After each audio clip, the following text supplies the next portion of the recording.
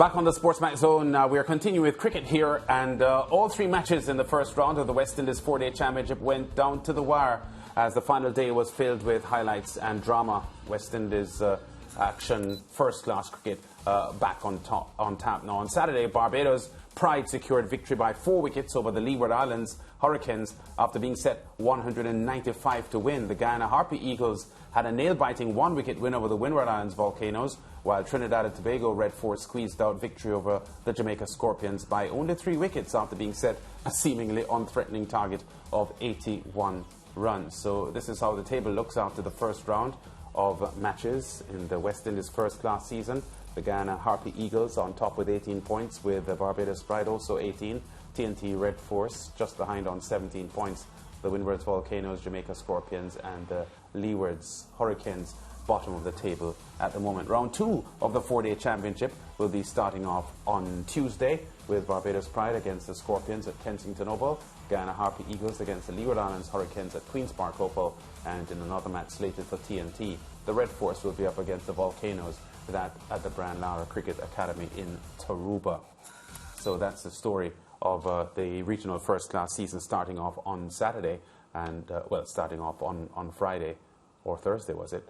And, and the action will continue quick and fast coming up on Tuesday with a second round. Colin Murray, regional cricket commentator, now joins us to review what happened in the opening round.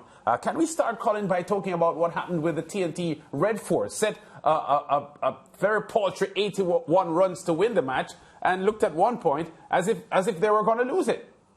Yeah, well, firstly, good evening, guys. Good evening to everybody. It was a strange game because at 22 for none, just having to get to 81 overnight, you felt they would have kicked off the game, won by about 8 or 9 wickets. But I think a lot of inexperience. You look at some of those early batsmen, and a lot of inexperience is there. Of course, there's Jason Mohammed, there's Joshua De Silva, who is in the test arena. But outside of the two of them, there's a lot of inexperience.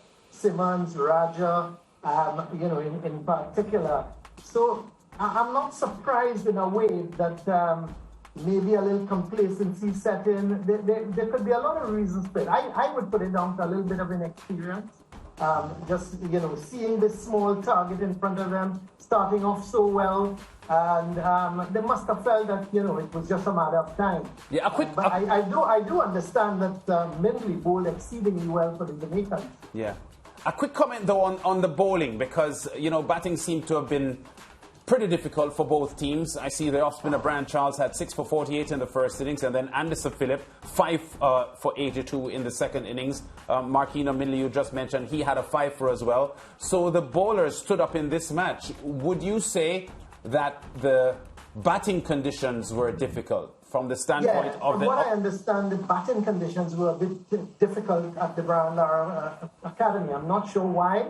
It was certainly a pitch, they tell me, that was more in favor of the bowlers. And batting, as I say, batting was a little bit difficult. Brian Charles, though, the off-spinner, he's been doing well in the trial games leading up to the opening game. So in a way, I'm not surprised he's done well. It's a matter of how consistent he's going to be now. Anderson Phillip as well, he's a real trier, he's a fighter, he's the kind of guy you would want to have in your bowling attack. He bends his back, and he's young, he's exuberant, he's fit, and you know, if he continues on that trend, we should be hearing a little bit more about him. Jaden Seals wasn't in the wickets, picked up just a couple of wickets, but we all know what Jaden Seals can offer. I think the big disappointment, though, was Shannon Gabriel. He bowled 12 overs in the entire match, 6 overs in the first innings, 6 overs in the second innings, and then he went off the field. So I'm not too sure what is his position in terms of his fitness. Yeah. Can you talk to us about the umpiring? Because it seems that in the other matches that were played, you wouldn't have seen them, but in the other matches played, I know they have been using, you know, home umpires based on COVID-19 and so on. We have situations where umpires from countries playing are doing the matches. I gather there was some discomfort about some of the umpiring decisions, not so much in your game, but the other 2 games. What were your thoughts on who were the umpires in your game and how well did they do? Well, I tell you, there was some discomfort in our game as well because the Guyana Happy Eagles were batting, and of course we all know what was happening. They started to collapse, and coming to the end, there was some very.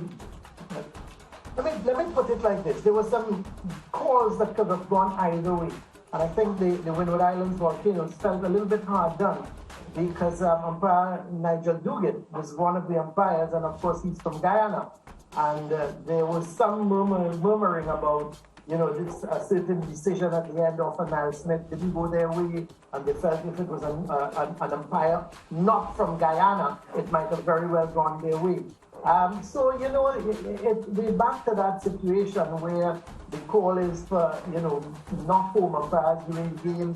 We have one here from Guyana, one from Trinidad and Tobago, and it was unfortunate that it so happened that we had come down to the last wicket. It was a very close call with Niall Smith or Permal. I'm not too sure. I think it was Permal actually. Permal.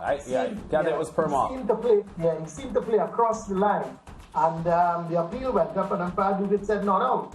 And I don't think the Volcanoes was very happy with that decision in particular. Yeah. So it's early days yet, and it's a pity because. They always say, oh, there's no such thing as a hometown umpire. Yeah. Umpire is supposed to be neutral, but, I'm not too sure how neutral they would be, and I don't think the Windward Islands Volcanoes would buy that argument. Yeah. All right, Colin, we've got to leave it there. I just realised that you were at that Queen's Park Oval match for real and not the Brian Lara Academy game. But good to see red ball cricket back in the Caribbean, and we'll be keeping in touch with you in the coming weeks. I'm a little bit disappointed as well, Lance, before we go off. The cricket was competitive, yes, but we're not seeing the quality as yet, and I need to see some new faces coming through. We're not seeing those new faces coming through either. Okay. All right, Colin Murray.